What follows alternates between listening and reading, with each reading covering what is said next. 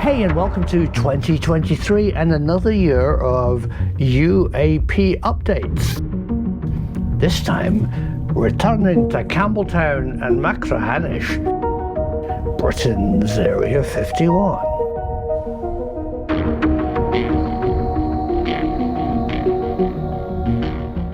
It's the story that keeps giving because of you and your updates that you send to me that I'm very happy to share. Today, a special thank you and shout out to Judy and Angus Martin, two local Campbelltown historians who have been delving into the microfiche records of the wee Campbelltown Courier. The Campbelltown Courier is the local paper that would have reported anything strange going on at the base, and they didn't. So I contacted the former editor through the current editor of the Campbelltown Courier newspaper and said, was there any pressure put on you as a newspaper not to report local sightings of wee strange craft in the sky?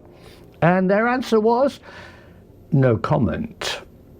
I remember this, strange glowing lights in the sky seen over the island of Gia. Here it is on the map.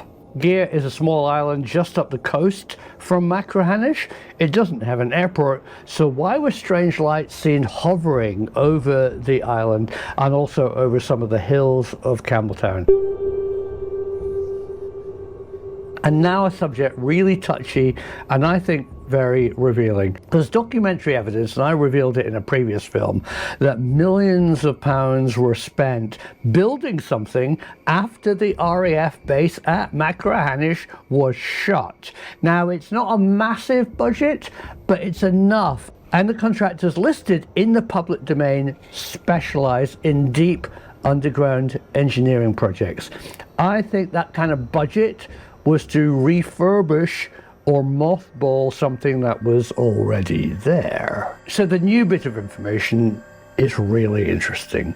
It comes from somebody who was there at Machrihanish, who knew what was going on, and reveals that the American Navy SEAL team's duties were not just on standby for a SEAL duty, but were to protect some assets at the base. Now, this person doesn't know what the assets were, but he says, tantalizing, it relates to something underground. So how underground is it?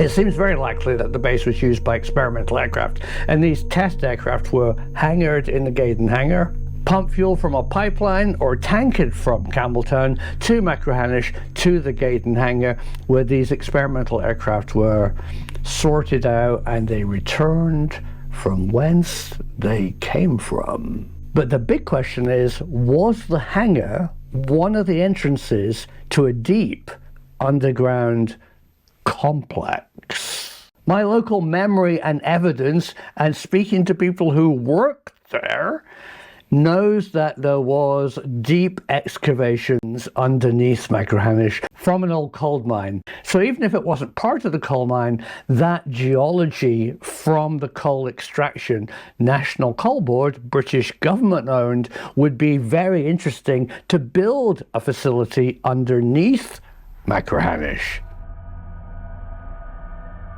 So what would it look like? What kind of joint NATO, US Air Force, Navy, Marine and RAF facility could be deep underground at Machrihanish? I'm a member of a Facebook group where people secretly get into old NATO and government underground facilities. Here is an amazing collection of their photographs. This is where your taxpayer money was being spent during the Cold War. Some of these places are enormous. The truth is down there.